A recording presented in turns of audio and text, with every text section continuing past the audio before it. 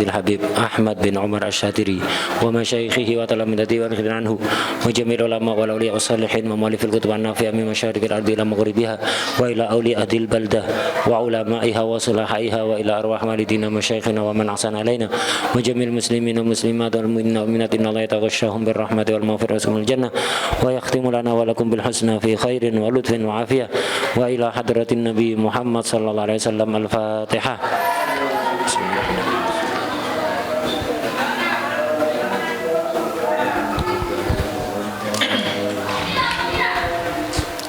Bismillahirrahmanirrahim. Alhamdulillahirabbil alamin wassalatu wassalamu ala sayyidina wa maulana Muhammad wa ala alihi wa sahbihi ajma'in, amma ba'd. Qala al-mu'allif radhiyallahu ta'ala anhu wa nafa'ana bihi wa bi ilmihi wa bi ilmina bi ilmi sa'iri salihin fid dharain amin ya rabbal alamin. Syurutul jama'ati 13. Syaratnya jamaah ada 13. Pertama, alla ya'lamal ma'mumu butlana sholati imamihi. Makmum tidak boleh mengetahui batalnya sholatnya imam. Jangan sampai makmum mengetahui kalau sholat imamnya batal. Batal menurut keduanya. Versi imam batal, versi makmum batal. Contoh, imamnya hadas, lupa kalau dia hadas. Jadi imamnya tadi sudah hadas, wudunya batal, lupa kalau wudunya batal, langsung sholat ngimami. Makmum tahu kalau wudunya batal. Ketika wudunya batal, sholatnya versi makmum batal apa enggak? Batal. Versi imam batal juga. Versi imam juga batal. Cuman dia lupa, ya kan? Seandainya dia ingat, batal apa enggak dia? Batal kan? Nah, ini yang dimaksud syarat pertama ini. Alla ya'lamal makmumu butlana sholati imamihi. Jangan sampai makmum mengetahui bahwa sholat imamnya itu batal. Jadi imam sholat dia nggak tahu, ya sementara nggak batal. Tapi nanti ketika ingat, maka wajib diulang sholatnya. Hanya dapat pahala niat. Ini syarat pertama. Syarat kedua, wa alla ya'taqidahu, ai alla ya'taqidal makmum butlana sholati imamihi. Itu. Jangan sampai makmum meyakini, punya keyakinan bahwa sholat imamnya batal. Jadi jangan sampai makmum punya keyakinan sholat imamnya batal. Versi imam tidak batal, versi makmum batal. Jangan sampai, tidak boleh kayak gitu. Contohnya begini, dua orang madhabnya beda. Imamnya madhab Hanafi, nyentuh istri wudhu itu tidak batal. Jadi madhab Hanafi, nyentuh istri wudhu tidak batal. Versi madhab Syafi'i batal. Lah, makmumnya madhab Syafi'i, imamnya madhab Hanafi. Imamnya habis wudhu berangkat ke masjid, salaman sama istrinya, ya. Salaman sama istrinya. Makmum ngelihat, menurut keyakinan imam tidak batal karena memang madhabnya dia tidak batal. Tapi menurut madhabnya makmum itu batal. Itu batal. Lah, ini nggak boleh, ini makmum jamaah. Sholatnya imam sah karena memang madhabnya dia mengatakan sah, ya. Kita berjamaah pada dia nggak boleh. Kenapa? Menurut keyakinan kita sholatnya imam ini batal. Bedakan dengan yang pertama tadi. Kalau yang pertama imam dan makmum sama-sama menganggap batal. Wudhu sudah keluar angin misalnya, ya. Cuman imamnya lupa. Yang kedua ini versi imam tidak batal tapi makmum meyakini batal. Ini juga tidak boleh jamaah ini.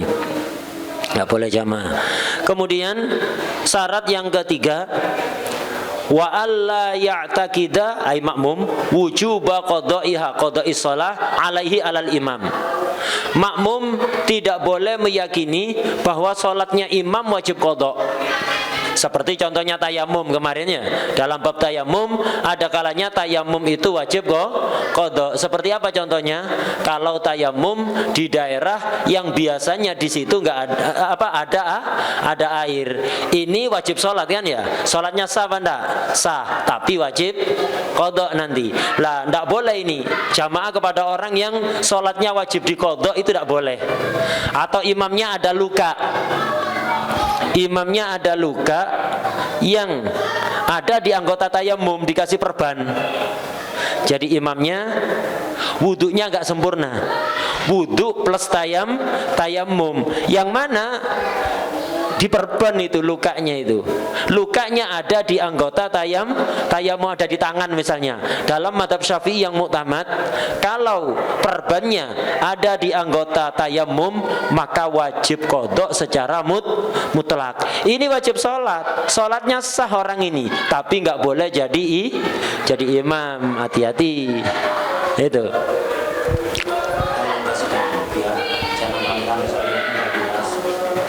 Yang bagus jalannya main bola nggak apa-apa ya, pakai suara.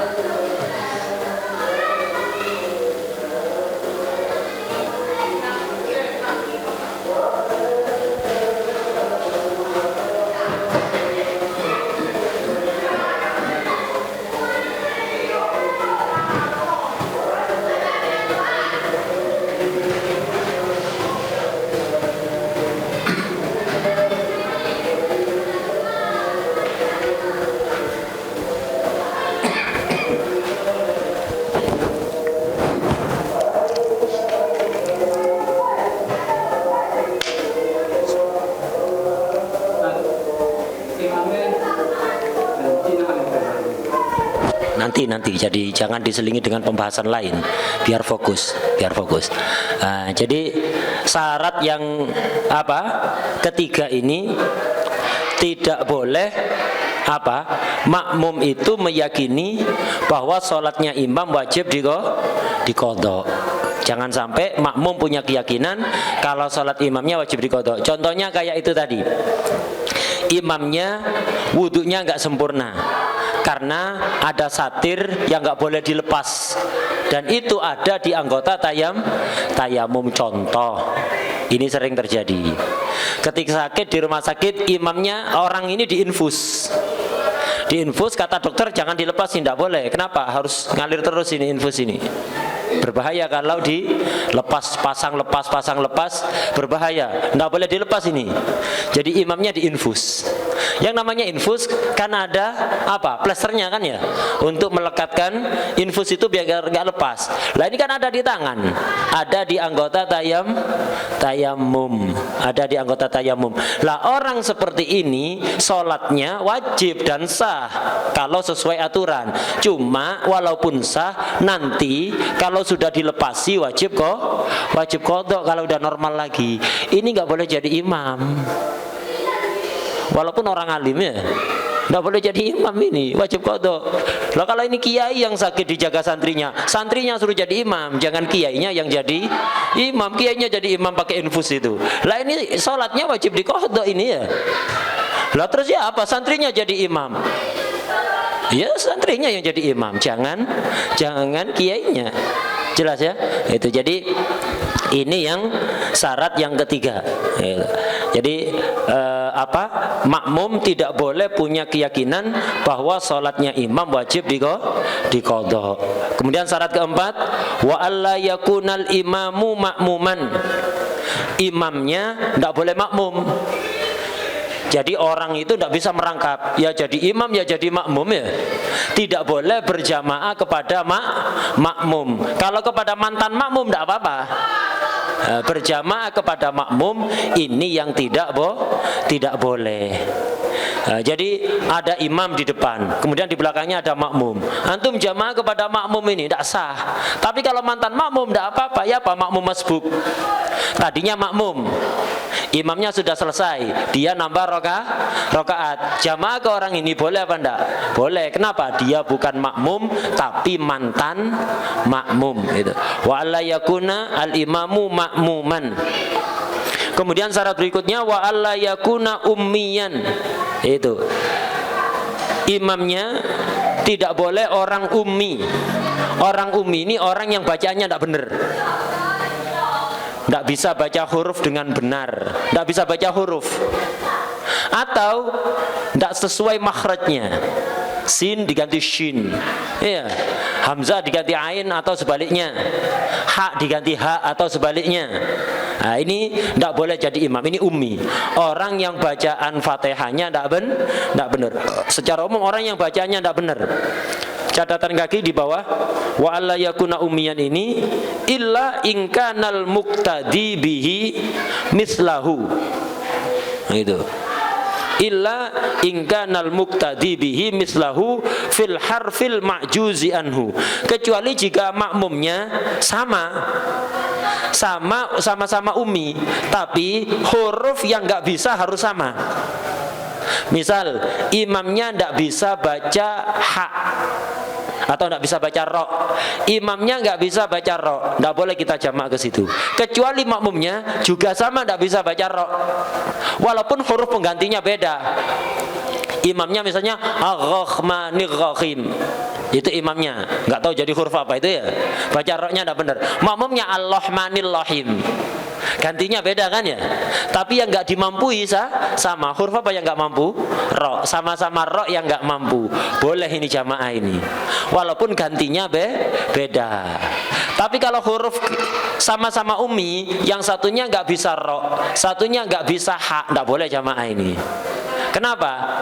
Karena masing-masing punya kekurangan yang tidak dimiliki oleh yang lain. Nah, ini illa in kanal muqtadi bihi mislahu fil harfil ma'juzi anhu. Jadi imam ummi ini boleh kalau makmumnya sama dalam hal apa? Huruf yang tidak mampu untuk diucapkan. Wa ini ikhtalafa fil badal, walaupun gantinya beda. Wal ummi yuhuna, yang dimaksud ummi di sini, ummi itu kadang-kadang bermakna buta huruf, tidak bisa baca, tidak bisa tulis.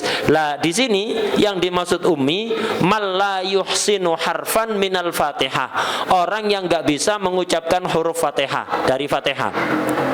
Imma bil ajzi anhu bil kulliyah, imma tidak mampu sama sekali sudah, au an ikhrajihi mim makhrajihi, atau tidak mampu mengeluarkan sesuai makhrajnya. Imma tidak bisa sama sekali atau tidak bisa mengeluarkan sesuai makhraj.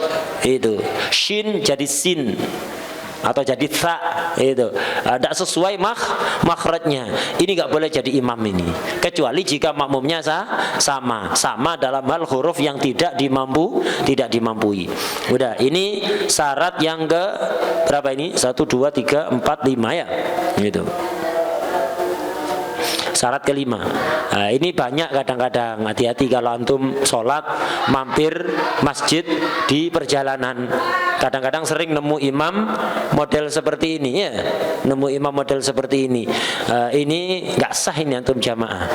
Makanya kalau mampir terminal pas safar, ada di terminal, ada di stasiun, antum baca sudah mondok, sudah belajar, bacaannya sudah benar, pede lah sudah ya, bacaannya sudah benar, sholatnya sudah sesuai fikih, sah lah secara fikih. Ketika di terminal jamaah, antum jadi imam. Jangan yahanu tawadu ya. Tawadu itu di hati, dijaga hatinya bahwa orang-orang ini lebih baik daripada saya tidak lebih baik dibanding siapapun. Tapi apa? Saya nggak tahu orang-orang ini bacanya benar apa enggak. Sebaiknya antum jadi imam ya. Jadi kalau mampir di masjid, pinggir jalan, di rest area, atau di terminal, atau di stasiun, antum jamaah dengan orang yang nggak antum kenal, wis jadi imam. Ketika ditawari maju, dosa antum sampai aneh. Jangan sampai antum nggak tahu orang ini bacaannya benar atau tidak. Antum maju kalau memang yakin bacaannya benar dan sholatnya sah secara fikih, maju. Orang yang lain ini kita nggak tahu.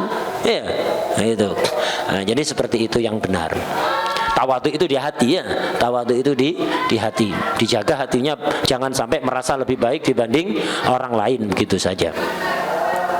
Kemudian syarat jamaah berikutnya, wa alla yaqtadiyadz-dzakaru awil khunsa bimra'atin aw khunsa. Itu.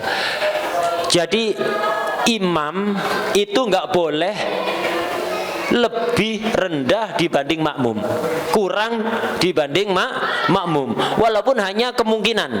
Karena itu laki-laki tidak boleh jamaah kepada perempuan, tidak boleh jamaah kepada khunsa, orang yang jenis kelaminnya nggak jelas. Karena apa? Karena ada kemungkinan dia perempuan. Orang khunsa, orang khunsa, tidak jelas kelaminnya, sama, tidak boleh jamaah pada perempuan. Kenapa? Karena bisa jadi khunsa ini laki-laki. Khunsa dengan khunsa tidak boleh jamaah. Kenapa? Bisa jadi yang imamnya perempuan, yang makmumnya laki-laki. Karena itu tidak sah jamaah. Wa alla yataqaddam ala imamihi fil makani fi ghairi syiddatil khauf. Makmum tidak boleh mendahului imam pada tempatnya untuk selain sholat syiddatul khauf, ketika perang itu ya. Ketika perang tidak ada masalah sudah. Ketika perang kemarin sudah diterangkan sholat syiddatul khauf, sholat semampunya, bisa ngadep kiblat yang ngadep kiblat, bisa itmamul arkan ya itmamul arkan, tidak bisa ya semampunya. Sholat sendiri boleh, jamaah boleh. Lah ketika jamaah namanya perang kan lari-lari, asalnya imamnya ada di depannya, habis itu karena lari mundur, imamnya jadi di belakang. Nggak apa-apa ini, khusus sholat syiddatul khauf. Selain sholat syiddatul khauf tidak bisa. Makmum tidak boleh ada di depannya imam. Sejajar tidak apa-apa, sah, tapi makruh dan menghilangkan fadilah jamaah. Yang benar makmum itu di belakang imam. Ini yang benar. Jadi makmum ada di belakang imam. Ini yang benar. Wa alla yataqaddama ala imamihi fil makan. Catatan kaki di bawah. Ay yakinan.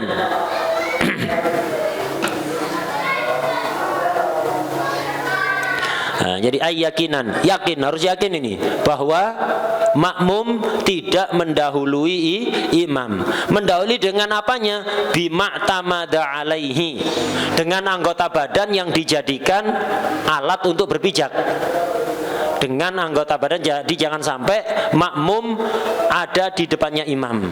Yang maksud ada di depannya anggota badan yang dijadikan pijakan. Apa anggota badan yang dijadikan pijakan? Itu min akibihi in sholla qaiman. Orang itu kalau berdiri, sholatnya berdiri, maka anggota badan yang dijadikan pijakan itu akib. Akib itu tumit, tapak kaki bagian belakang. Jarinya nyalep tidak apa-apa. Jadi misalnya imam dan makmum sejajar, tumitnya sejajar. Cuman karena kakinya imam pendek, kakinya makmum panjang, jari-jarinya makmum ada di depan jari-jari kakinya imam, tapi tumitnya sejajar, sah. Kenapa? Al-ibro bukan jari-jari yang dianggap, yang dijadikan pijakan orang ketika berdiri. Yang dijadikan pijakan apa? Tumit kan? Bukan jari-jari. Kecuali kalau berdirinya jinjit ya. Kecuali kalau berdirinya jinjit. Kalau nggak jinjit ya tumitnya. Jadi yang dianggap tumitnya. Jangan sampai kalau sholat berdiri tumitnya makmum ada di depan tumitnya imam. Ini kalau berdiri. Kalau duduk, au aliyaihi in shalla qaidan, pantat. Kalau sholat duduk yang dijadikan pijakan itu pantat. Jadi jangan sampai pantatnya makmum mendahului imam. Mendahului apanya? Ya kalau imamnya duduk ya pantatnya imam, kalau imamnya berdiri ya tumitnya imam. Itu intinya kaidahnya begini, jangan sampai anggota badan yang dijadikan pijakan oleh makmum itu ada di depan anggota badan yang dijadikan pijakan oleh imam, baik sama-sama berdiri, sama-sama duduk, atau satunya berdiri, satunya duduk, dan seterusnya. Kalau sholat miring, au jambihi in shalla muttajian, kalau sholatnya tidur miring, yang dijadikan pijakan ini lempeng, kata orang Jawa itu lempeng, pinggang ini ya. Nah, jadi apa? Tubuh bagian samping ini ya, samping tubuh kanan atau kiri. Aurasihi in shalla mustalqiyan, kalau sholat terlentang yang dijadikan pijakan ini kepala ya. Nah, jadi kepalanya, jadi kalau imam dan makmum sama-sama tidur terlentang, kepala makmum jangan ada di depan kepala imam. Kalau imamnya berdiri, kepala makmum jangan ada di depan tumitnya imam. Jadi misalnya imam di sini berdiri, makmumnya di sini terlentang. Yang penting kepala makmum jangan ada di depan tumitnya imam, di belakang atau sejajar. Tapi kalau sejajar makruh dan menghilangkan fadilah jamaah. Walaupun perutnya makmum ada di depan kakinya imam, tidak ada masalah. Karena kalau tidur terlentang yang dijadikan pijakan ini kepala. Falau syakka fi taqaddum lam yadurra. Tadi mendahului yang tidak boleh itu kalau yakinan. Kalau syak enggak apa-apa. Wa tukrahu musawatuhu karohatan mufawwitatan li fadilatil jamaah fi ma sawahu fihi faqat. Itu. Kalau sejajar maka makruh dan menghilangkan fadilah jamaah. Itu. Khusus yang sama itu aja, khusus yang sejajar itu aja. Dan semua makruh dalam jamaah itu bisa menghilangkan fadilah jamaah kakulli makruhin min haitsul jamaah. Semua kemakruhan yang ada dalam jamaah, makruh yang berkaitan dengan jamaah saja itu menghilangkan fadilah jamaah. Nah, termasuk ini kata Imam Ibnu Hajar. Kalau sholat hanya berdua. Kalau sholat hanya berdua, imam dan makmum. Ini kan apa? Posisi yang benar apa? Makmum ada di sebelah mananya imam, kanan apa kiri? Kanannya. Jadi sini imam, sini makmum sebelah kiri. Berada di mana? Ya di belakangnya, jangan di depannya, batal kalau di depannya. Jangan sejajar, makruh, tapi agak ke belakang. Nah, agak ke belakang ini boleh agak ke belakang sedikit atau normal kayak biasanya itu ya. Kayak biasanya jamaah biasanya ketika makmumnya banyak lah ini. Tapi resiko ketika mundurnya terlalu sedikit. Ketika mundurnya terlalu sedikit. Coba Syekhon ngateko sama inti Haidar. Dadio imam. Di sini biar bisa terlihat kamera. Gitu. Cek melbu YouTube sampean. Ngadep ngulon. Itu, ngadep ngulon. Lah, inti jangan terlalu mundur. Agak maju. Sedikit aja. Terus agak maju. Jangan sejajar. Nah, udah. Lah, ketika posisi berdiri perhatikan. Ketika posisi berdiri ya kakinya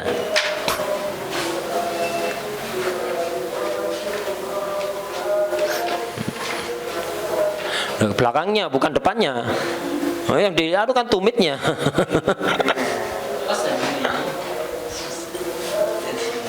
Hah? Iya kakinya. Nah. Ya. Ini posisi kaki makmum dan imam ini tidak bermasalah, ya kan? Tumitnya imam ada di depan tumitnya makmum, tidak masalah. Dalam kondisi seperti ini masih sah. Tapi coba sama-sama posisi sujud, coba. Sama-sama posisi sujud. Sama-sama posisi sujud. Masih tidak bermasalah. Lah, sekarang imamnya berdiri. Imam Allahu Akbar kan, imam berdiri. Makmum biasanya kan masih ketinggalan kan ya. Karena sunnahnya memang makmum gerakan itu jangan bareng sama imam lah. Ketika posisi kayak gini, makmum masih sujud, imamnya berdiri. Makmum ini berpijak pada apa? Kaki apa lutut? Lutut kan ya. Lututnya imam ada di depan tumitnya, lututnya makmum ada di depan tumitnya imam. Mendahului apa enggak? Ini termasuk mendahului kata Imam Ibnu Hajar. Batal ini. Kalau biar aman, makmum itu agak ke belakang. Sudah. Jadi kalau pingin aman, makmum jangan terlalu dekat dengan imam ketika jamaah berdua itu. Kenapa? Resiko ketika tadi itu, ketika bangun dari sujud, imam sudah berdiri tegak, makmum masih posisi sujud atau baru proses mau bangun lah. Ini imam tumit berpijak pada tumit, makmum berpijak pada lutut atau ujung jari, atau ujung jarinya tadi di depan tumitnya imam, ya kan? Ujung jarinya makmum berada di depan tumitnya imam karena terlalu dekat. Nah, ini kata Imam Ibnu Hajar membatalkan juga ini. Berarti apa? Makmum mendahului imam pada posisinya, mendahului dengan anggota badan yang dijadikan pijakan menurut Imam Ibnu Hajar, sebagian ulama enggak. Ya sejak awal tadi ya tumit itu yang dijadikan acuannya, karena sholatnya sama-sama berdiri, maka tumitnya itu jelas. Itu kata ala kulli hal sebaiknya kita hindari khilaf ini ya, kita hindari. Karena itu ketika jamaah berdua tadi jangan terlalu lurus, agak mundurnya agak lumayan ya, sehingga aman tidak terjadi kayak tadi itu. Wadih. Kemudian termasuk syaratnya jamaah wa ayya'lama ay makmum intiqalati imamihi. Makmum harus mengetahui perpindahan imam. Imam sekarang ngapain? Ruku, sujud, i'tidal, harus tahu makmum. Mengetahui ini bisa dengan melihat imam, atau melihat makmum yang ada di ruangan imam, atau dengan mendengar suara imam, atau mendengar suara mubaligh. Jadi bisa melihat atau mendengar. Jadi mengetahui gerak-gerik imam, perpindahan imam dari satu rukun ke rukun setelahnya, itu harus tahu, bisa dengan biru yatin au sam'in, dengan melihat atau mendengar bisa. Kemudian termasuk apa? Syaratnya jamaah wa ayyajtami'a fi masjidin. Ayyajtami'a tasniyah, makmum dan imam, fi masjidin au fi salasimi'ati dhira'in takriban. Imam dan makmum harus sama-sama di masjid. Kalau sama-sama di masjid terserah, walaupun jaraknya jauh. Ini kasusnya ketika shaf tidak bersambung. Jadi masjidnya gede, imam ada di mihrab, makmum ada di shaf paling belakang, mendekati pintu keluar. Tidak ada shaf di depannya, putus ya. Ini haya-hayaan, ini jamaah haya-hayaannya. Imamnya ada di depan, di mihrab depan sekali sudah. Di belakang imam tidak ada makmum, kosong. Makmumnya sholat ada di belakang, shaf paling belakang. Jarak dari imam ke makmum jauh, hatta 1 kilometer tidak apa-apa. Yang penting bisa mengetahui gerak-gerik imam, tidak apa-apa. Jadi kenapa? Karena kumpul di dalam satu masjid. Kalau kumpul di dalam satu masjid, sejauh apapun jaraknya tidak masalah. Yang penting syarat-syarat yang lain terpenuhi. Ini kalau sama-sama di masjid. Ayyajtami'a fi masjidin au fi salasimi'ati dhira'in takriban. Ini kalau di luar masjid, sama-sama di luar masjid, atau salah satunya di masjid, satunya di luar masjid, baik imamnya atau makmumnya ya. Nah, kalau bukan masjid, tidak kumpul dalam satu masjid, maka jarak antara imam dan makmum maksimal 300 dhira'. 300 dhira', 1 dhira' itu 48 cm. Hampir berapa? Hampir setengah meter. Kalau 300 dhira', 3 dhira' itu berarti kan 144 cm. Kalau 300 dhira' berarti 144 meter. Nah, jadi jarak antara makmum dan imam kalau sama-sama di masjid tidak ada batasan. Sejauh apapun, selama sama-sama dalam satu masjid itu boleh, walaupun jauh. Tapi kalau di luar masjid hanya batasnya maksimal 300 dhira' atau 144 meter ini. Kenapa? Karena ngitungnya yaitu dhira' itu 48 cm. 3 dhira' 144 cm 3 dhira'. Kalau 300 144 meter.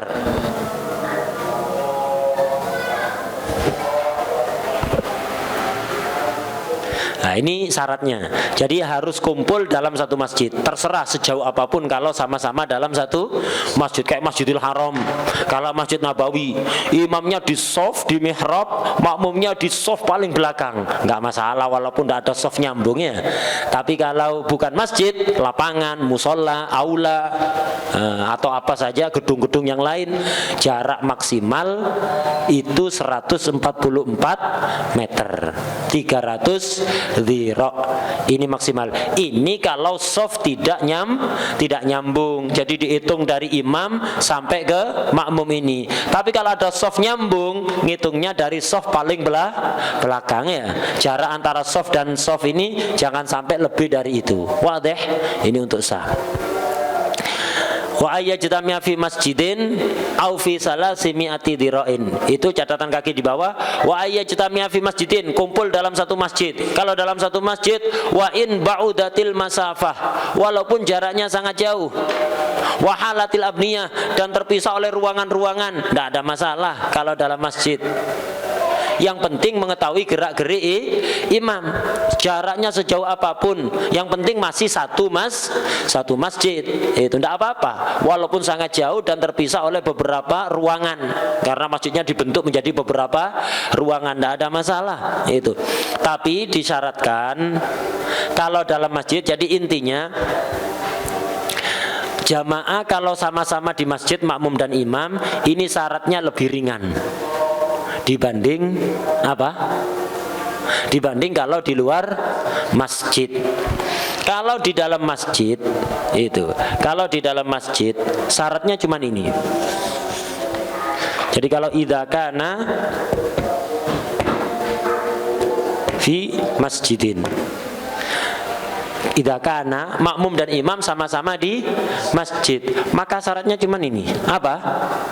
Imkanul wusul ilal imam walau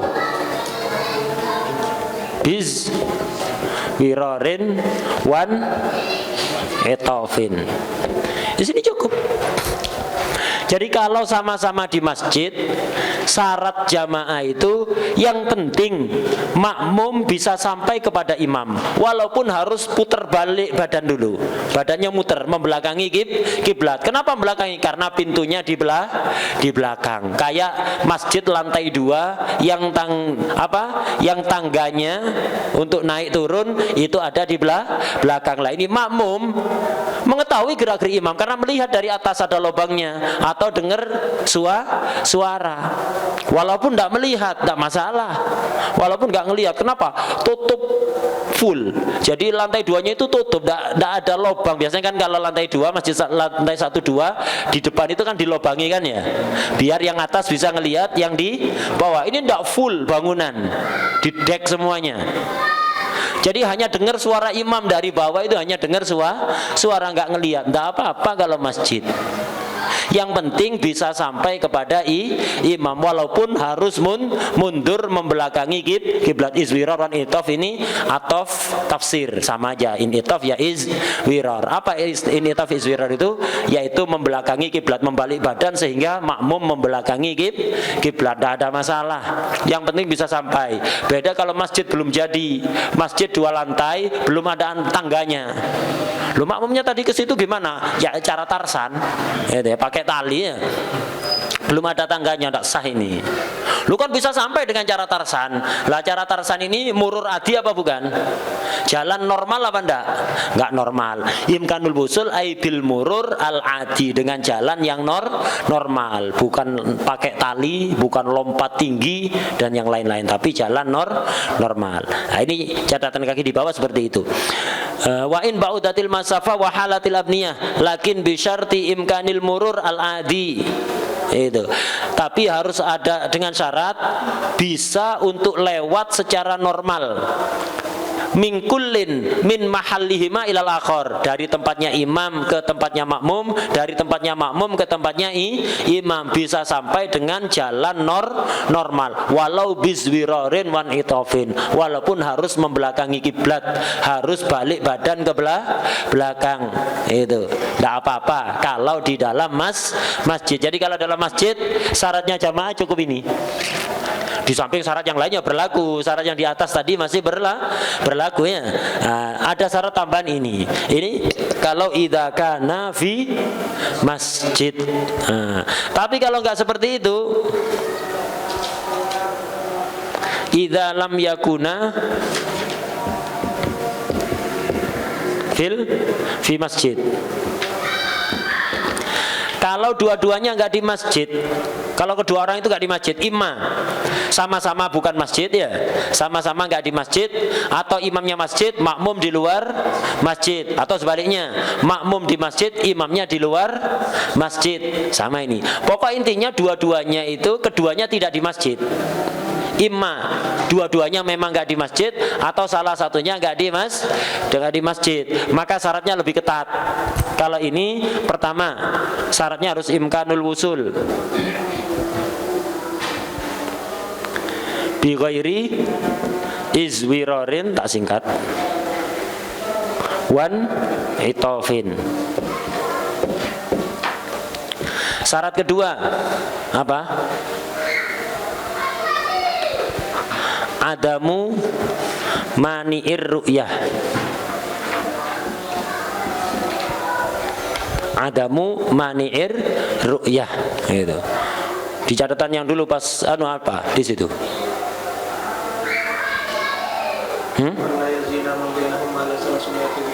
Iya, tadi itu. Terus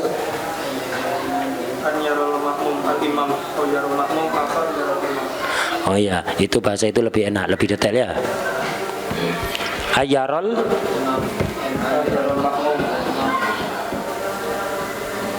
al imam au yaro makmuman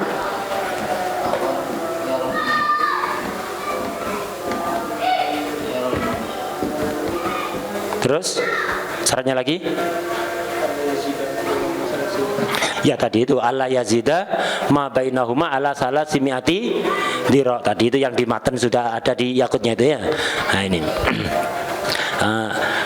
penjelasan ketika dars mukhtasar latif lebih detail karena itu bukan daurah, dars wajar ya.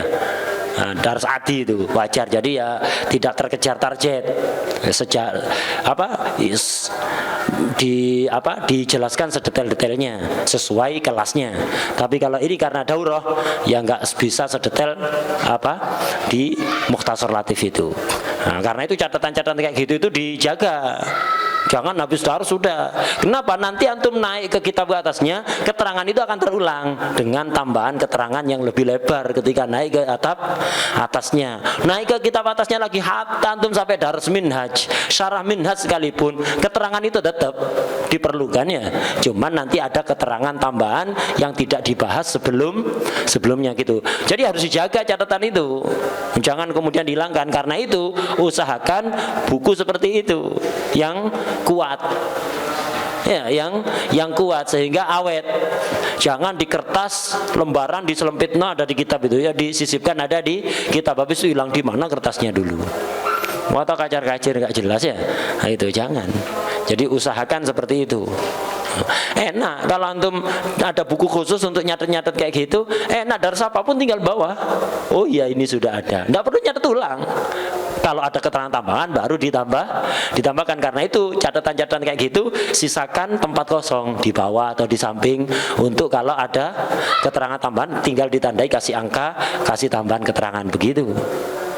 Kalau antum menulis di kitab, nanti naik ke kitab setelahnya nyatet lagi di kitab itu. Oh, bolak-balik nyatet nanti akhirnya. Kalau dicatat hanya di pinggirnya kitab. Ya kalau masih ingat dulu di kitab apa ya, pernah nyatet saya.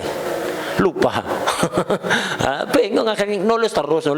Kalau buku khusus kayak gini enak, di tempat kasih kosong pinggirnya atau bawahnya untuk kesempatan nanti kalau dars kitab yang lain ada keterangan tambahan yang berkaitan dengan itu tinggal nambahi. Enak kayak ini, tidak usah nyatet lagi sudah ya. Nah itu.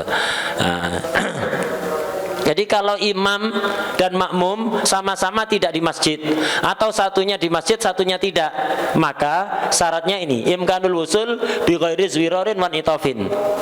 Sekira-kira makmum itu seandainya pergi menuju tempatnya imam itu bisa tanpa perlu membalik badan ke belakang, tanpa perlu membelakangi kiblat, langsung maju kayak imam di teras itu, makmumnya di sini bukan masjid kan ya. Untuk bisa sampai ke imam tinggal maju aja, atau imamnya di sini, makmum di sana. Untuk bisa sampai ke imam tinggal nyamping aja, nyamping kanan atau nyamping kiri, tidak apa-apa. Belok nyamping kanan saja atau belok nyamping kiri saja, atau langsung maju bisa. Yang nggak boleh kalau perlu ke belakang. Lah ini kan karena pintunya di belakang. Ini yang tidak diperbolehkan kalau seperti itu. Kalau di masjid bebas, walau bizwirarin wan itofin. Kalau di luar masjid bi ghairi zwirarin wan itofin. Ini syarat kalau bukan masjid. Kalau bukan masjid. Sehingga kalau tadi contoh masjid tadi sah. Kalau musola contoh yang tadi nggak sah. Ya, musola 2 lantai.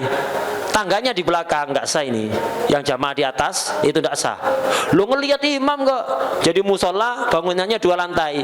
Imam ada di bawah, makmum di atas. Kelihatan imam. Kenapa dikasih lubang di arah depannya? Lantai 2 yang arah depan itu dilobangi. Jadi makmum yang atas bisa ngelihat imam yang ada di bawah. Cuman untuk bisa sampai pada imam harus melewati anak tangga yang ada di belakang. Nggak sah ini kalau musola. Nggak sah kalau musola. Kenapa? Karena perlu izwiror. Solusinya musola yang seperti itu bagaimana? Buatkan tangga di depan. Buatkan tangga di depan. Ya dibuatkan tangga, jangan harus cor-coran. Buatkan dari apa? Kayak ndak awet nanti yang bisa dilipat-lipat itu loh, dari stainless atau dari apa kayak gitu. Jadi enak bisa dilipat-lipat tangga untuk ketika jamaah saja ya. Biar ketika jamaahnya membludak sampai ke atas biar bisa sah. Buatkan tangga di depan. Hanya sekedar untuk sahnya jamaah saja. Jangan dipakai biar gak cepat rusak ya. Dibuat anu aja untuk biar saja. Orang kalau naik turun lewat belakang, karena kalau bahannya dari kayak gitu stainless nanti yang untuk bisa sah terusan dipakai naik turun nanti cepat rusak. Tetap tangga di belakang biarkan untuk orang naik turun ke atas, tapi biar sah dikasih tangga ada di depan biar sah saja. Ini madhab kita, madhab Syafi'i kalau bukan masjid. Ini syarat pertama. Syarat kedua, makmum harus bisa melihat imam kalau bukan masjid, atau melihat makmum lain yang melihat imam, itu harus itu ya. Jadi kalau masjid tak harus, kayak misalnya masjid jamaah perempuan itu di belakang dikasih satir nutup pol, wis tidak ada celah untuk bisa melihat imam, dan kain penutupnya tebel sehingga nggak tembus pandang karena kainnya tebel. Jadi makmum perempuan yang di belakang itu hanya mendengar suara imam, tapi bisa imkadul wusul ya, walaupun harus mundur dulu tidak masalah, dan tidak bisa melihat imam tidak masalah. Kalau masjid kayak ini, Masjid Mubarak kan di belakang ya, itu ditutup rapat misalnya, tidak ada celah sedikit pun untuk makmum perempuan melihat imam atau makmum yang ada di ruangan imam. Makmum laki-laki yang di depan itu nggak kelihatan, tidak ada masalah itu karena itu masjid. Lu untuk bisa nyampe ke imam itu lewat pintu belakang, tidak apa-apa karena pintu belakang nggak keluar area masjid, masih di terasnya masjid, tidak masalah ini itu. Tapi kalau seandainya itu musola, tidak sah itu ya. Seandainya Masjid Mubarak itu musola, itu nggak sah. Kenapa? Makmum perempuan untuk bisa sampai ke imam lewat pintu belakang. Oh, seandainya dikasih jalan samping, bisa nyampe ke imam lewat samping, nggak sah juga. Kenapa? Ditutup rapat, nggak bisa melihat imam dan nggak bisa melihat makmum laki-laki yang ada di ruangan imam. Nah, ini ayyarul makmum al imama. Makmum harus melihat imam atau melihat makmum lain yang melihat imam yang ada di ruangan imam. Jadi kayak ini, kalau ini dikasih ke lampu rapat, imam ada di teras, makmum perempuan ada di sini. Untuk bisa sampai ke imam lewat situ aja, tapi ditutup satir sehingga nggak melihat. Nggak sah ini kalau bukan masjid. Wah deh ya. Nah, kalau bukan masjid. Nah, karena itu hati-hati. Itu kadang-kadang banyak terjadi kalau ada acara-acara besar, biasanya sering terjadi kayak ini. Ya, kayak gini ini. Jadi hati-hati. Harus ada robit, biar sah harus ada robit. Ya kayak ini misalnya makmumnya di sini. Nggak di situ, kalau di situ enak ngelihat imam yang ada di teras. Ini enggak, karena jamaah perempuan di sini biar nggak kelihatan jamaah laki-laki. Di teras itu misalnya jamaah laki-laki, makmum perempuan di sini.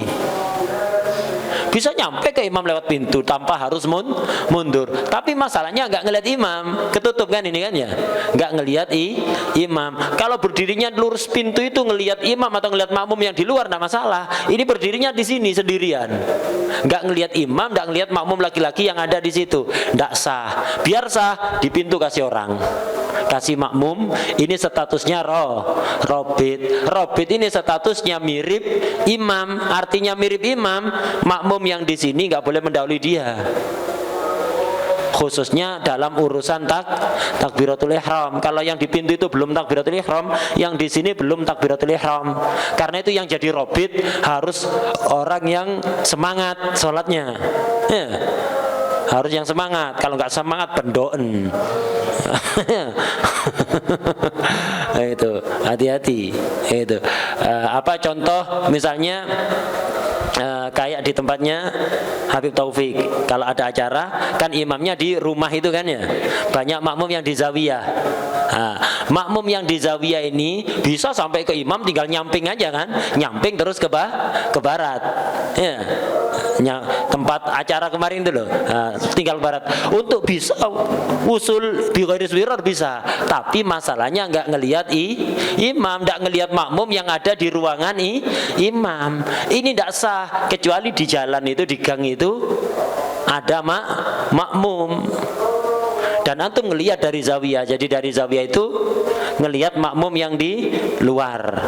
Makmum yang di luar melihat imam atau melihat makmum yang ada di ruangan imam. Ini cukup. Jadi kalau di jalan itu kosong, nggak ada orang yang jamaah, kayak kemarin pas acara Hataman Bukhari itu kan sempat ada orangnya kan, itu kan ya di jalan kan ya, karena hujan sempat ada orangnya. Maka di zawiyah itu tidak boleh jamaah ngikut imam. Kenapa? Lu mendengar kok suara imam, benar mendengar, tapi nggak ada robit, nggak melihat imam ataupun makmum yang ada di ruangan imam. Tapi kemudian untungnya di jalan ada orang yang ngisi, ya, diisi orang, sah karena sudah ada robit. Kalau nggak ada robit tak sah. Dan awas yang di zawiyah, jangan kan, oh imamnya sudah takbir ini, dengar dari pengeras suara ya, nggak boleh takbir dulu, nunggu robit yang di jalan itu, ya. Itu yang di robit yang di jalan itu nggak takbir pendoan eman pendoan sandal lah ya. Wah deh ya, nah itu.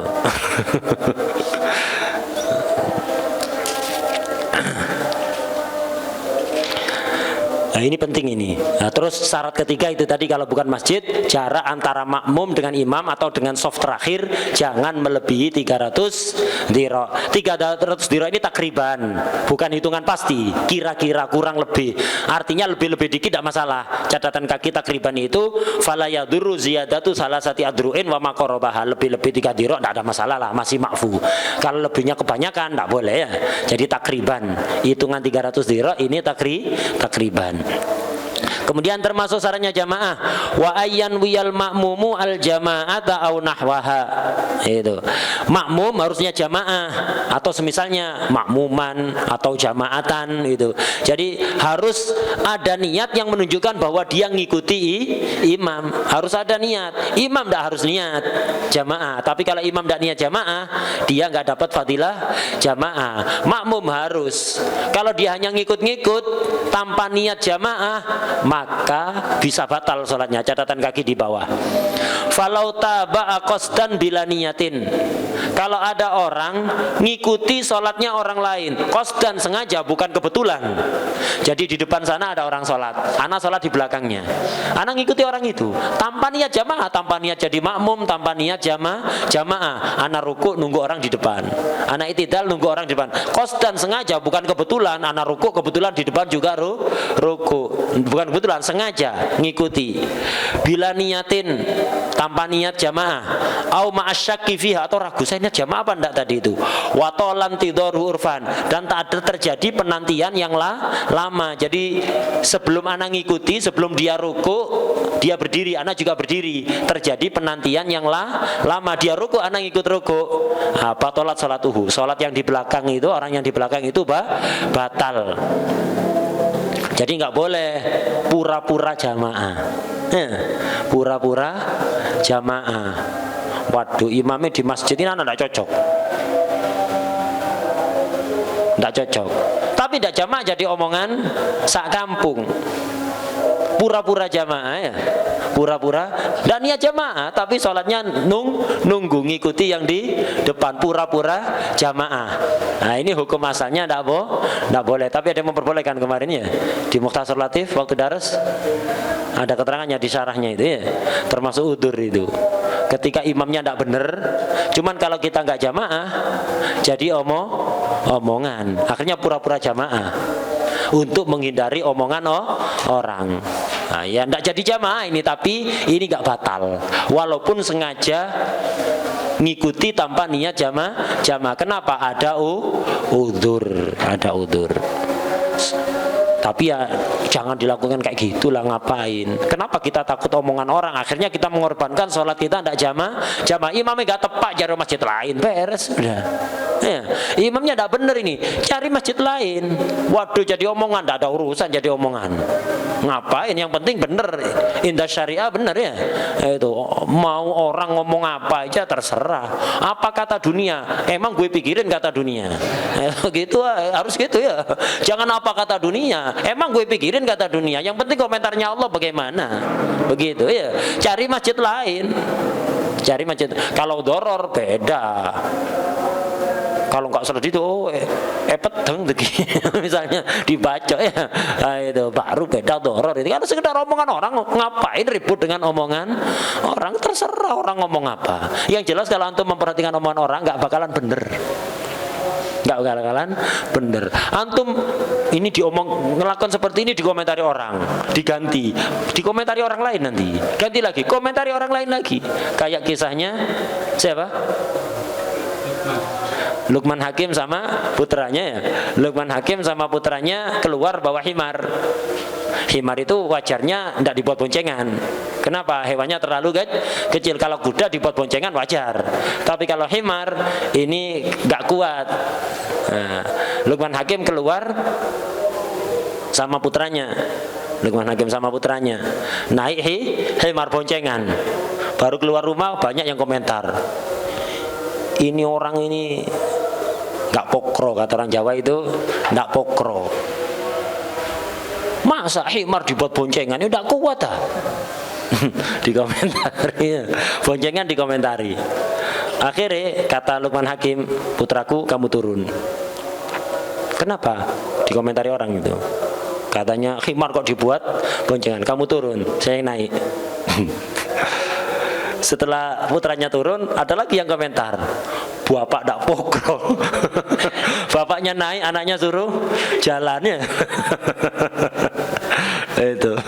Akhirnya putraku gantian, kamu naik, aku yang turun. Kamu naik, aku yang turun. Anaknya naik, bapaknya turun. Komentar lagi, anak kurang ajar. Bapaknya suruh jalan, anaknya naik ya. Akhirnya agak lama, putraku kamu turun juga, kita jalan bareng-bareng, himarnya dituntun aja ya. Himarnya dituntun. Akhirnya komentar lagi, bapak sama anak sama-sama gak pokro, ngapain bawa himar gak dinaiki, dituntun ya.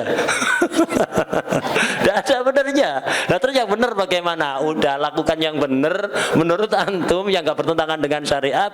Gak usah ngurus omongan orang. Karena kalau ngurus omongan orang, ya itu tadi yang terjadi ya, gak ada benernya. Tadi ada yang benar tadi. Apa yang dilakukan Luqman Hakim itu? Tidak ada yang benar versi orangnya. Udah. Loh, terus yang benar bagaimana itu? Ya kalau himarnya kuat karena memang beda himarnya buat boncengan, kenapa? Orang mau komen terserah. Atau dibuat gantiannya, terserah. Tidak usah ngurusi omongan orang. Bodoh amat orang ngomong apa ya. Yang penting antum tidak bertentangan dengan syariah gitu. Itu terserah orang. Nah, jadi ketika imamnya tidak benar, cari masjid yang lain, sholat di masjid yang lain kan. Oh ini imamnya nggak tepat ini bacaannya ini. Atau ahli bid'ah, udah cari apa? Cari masjid yang lain. Dikomentari orang nggak ngurus gitu aja. Bodoh amat, gitu ya. Gitu. Nggak usah memperhatikan komentar orang terus. Gitu. Wa ayyan wal ma'mum al jamaah wa nahwaha itu. Kemudian catatan kaki yang tadi kita lanjut, tak lompati tapi. Wa yajibu niyatul qudwati mutlaqan fi arba. Aslinya apa? Niat jamaah itu wajib, iya kan? Niat jamaah itu wajib. Kalau tidak niat jamaah, ya nggak dapat fadilah jamaah. Sholatnya tetap sah apa enggak? Ya tadi itu. Kalau sampai ngikut-ngikut gerakannya orang yang di depannya tanpa niat jamaah dan terjadi intidhar tawil. Intidhar tawil ini waktu yang cukup digunakan melakukan rukun, maka batal. Tapi ada sholat yang harus niat jamaah. Kalau tidak niat jamaah batal sholatnya. Apa ini? Wa tajibu niyatul qudwati mutlaqan fi arba. Al-jum'ah, salat Jum'ah, wajib niat jamaah. Wal mu'adah, salat mu'adah, salat yang diulang. Tadi sudah salat Isya, jam 1 salat Isya lagi. Harusnya jamaah, antum tidak niat jamaah batal salatnya ya. Karena syaratnya i'adah harus jamaah. Kemudian wa majmu'atul matar, salat yang dijamak karena hujan. Ini harus niat jamaah karena syarat sahnya jamaah harus jamaah. Kemudian wafil mandurah itu salat yang dinadari. Salat yang dinadari jamaah. Jadi antum nadar salat jamaah ya harus niat itu nanti. Udah. Kembali ke atas. Wa ayyatawafaqa nadmu salataihima. Tata cara salatnya makmum dan imam harus sama. Sama ini tata caranya. Ai fil af'al adz-dzahirah, dalam perbuatan-perbuatan yang zahir. La fin niyati wal adat. Kalau niat harus sama. Imam niat Isya, antum niat zuhur, enggak apa-apa. Wal adat jumlah rakaat harus sama. Imamnya salat Isya, antum salat jamaah qadha maghrib, enggak apa-apa. Kenapa? Cara salatnya sama. Yang beda hanya niat dan jumlah rakaat. Contoh yang nggak boleh itu seperti imamnya salat jenazah, antum salat selain jenazah. Imamnya salat gerhana yang dengan cara 2 kali berdiri, antum salat yang tidak seperti itu. Nah, ini tidak diperbolehkan.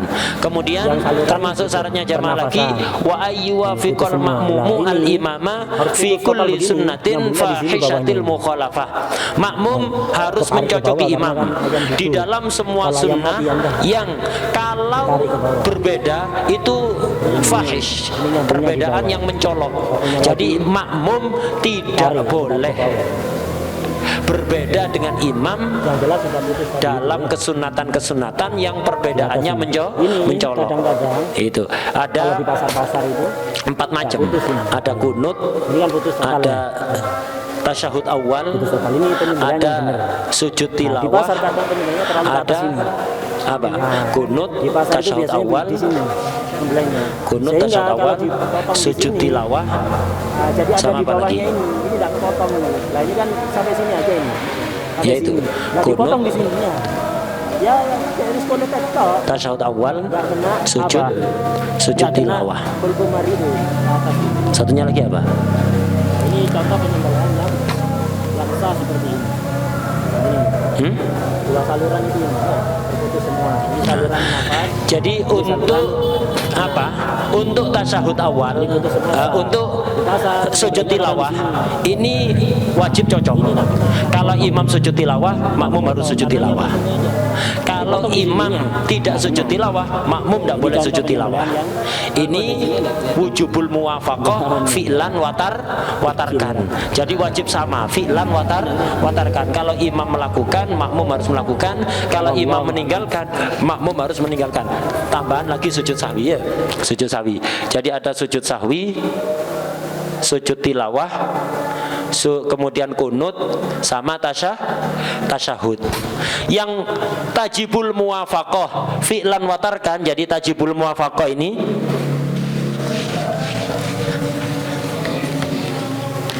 kesunatan yang harus cocok, makmum harus cocok sama imam. Jadi ada yang satu tajibul muwafaqah fi'lan watarkan. Makmum harus mencocoki imam dalam segi fi'lan maupun tarkan. Kalau imam melakukan, makmum harus melakukan. Kalau imam meninggalkan, makmum juga harus meninggalkan. Tak boleh beda sama imam. Ini contohnya apa? Sajdatut tilawah. Imamnya membaca ayat sajdah, imam sujud tilawah, makmum wajib ikut. Tidak ikut batal. Imamnya tidak sujud tilawah, makmum tidak boleh sujud tilawah sendiri. Ya apa imam ini? Baca ayat saja tidak sujud tilawah, saya sujud tilawah sendiri, nanti ngejar imam, batal. Tajibul muwafaqah fi'lan watarkan. Ada yang Nomor 2, tajibul muwafaqah fi'lan faqat. Fi'lan faqat, la tarkan. Kalau imam melakukan, makmum wajib melakukan. Kalau imam meninggalkan,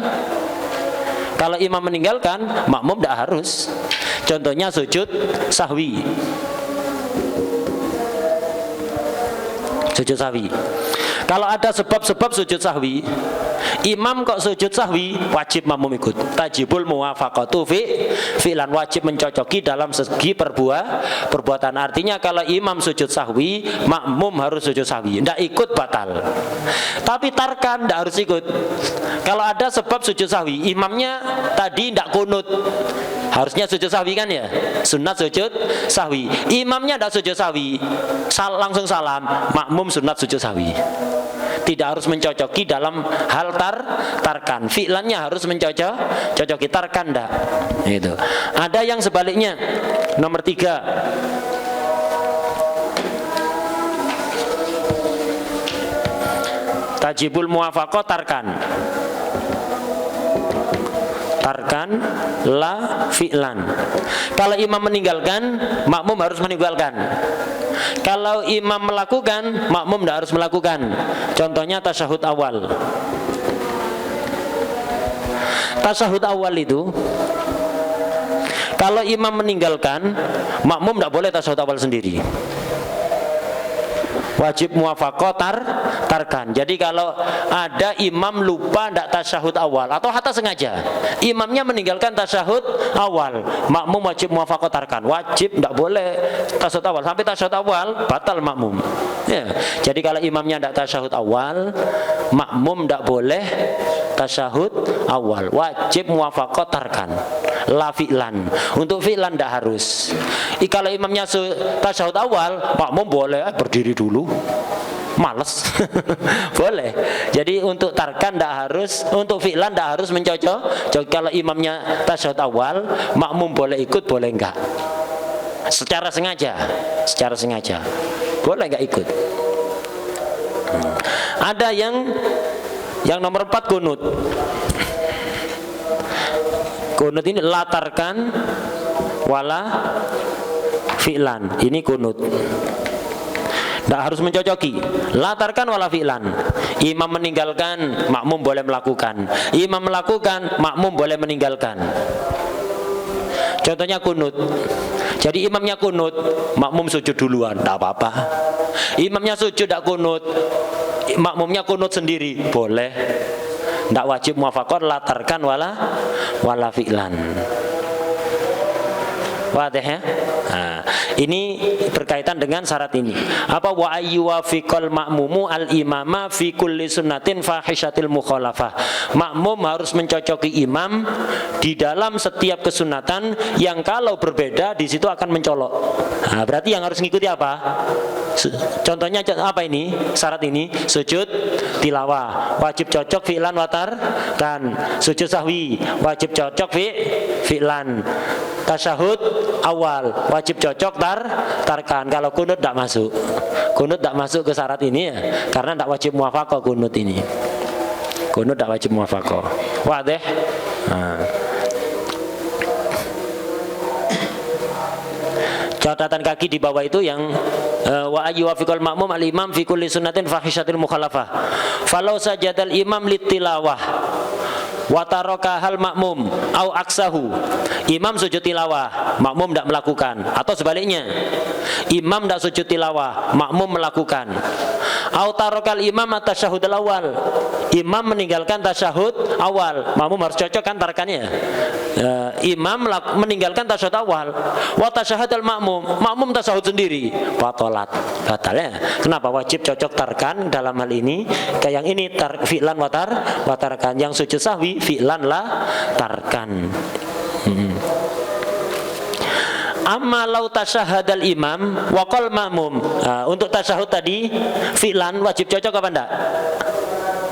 Tasyahud wajib cocok apa enggak? Enggak wajib kan? Sehingga di sini fal amma lau tasyahadal imam tasyahud awal wa qamal makmum berhenti tidak ikut. Ya apa hukumnya? Fa in ta'ammada lam tabtul. Kalau sengaja tidak apa-apa. Imam tasyahud awal, makmum berdiri dulu. Enggak, anak tidak tasyahud awal. Enggak apa-apa. Asalkan sengaja. Sengaja anak ikut, enggak, anak tidak ikut. Sengaja anak tidak ikut. Boleh ini. Tapi kalau lupa, enggak boleh. Ya. Kalau lupa harus balik. Itu. Ausaha. Itu. Lupa. Jadi imamnya bangun tasyahud awal. Dari sujud bangun tasyahud awal. Makmumnya nggak sadar, dikira berdiri, akhirnya makmum berdiri. Loh, imam kok tasyahud awal? Makmumnya berdiri ini lupa, bukan sengaja. Ya apa? Wajib balik, lazimahul aud, wajib balik ikut tasyahud awal. Fa ilam yaud batalat, kalau tidak balik batal. Jadi tasyahud awal ini tidak harus ngikut, asalkan sengaja tidak ikut boleh. Tapi kalau lupa nggak ikut tak boleh ya. Kalau sengaja nggak ikut boleh, tapi kalau nggak sengaja nggak ikut nggak boleh, nggak boleh.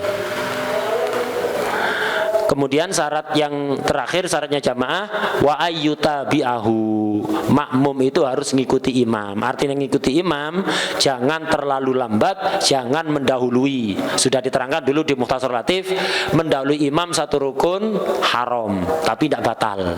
Mendahului imam dua rukun batal. Ya. Kalau lambat dari imam,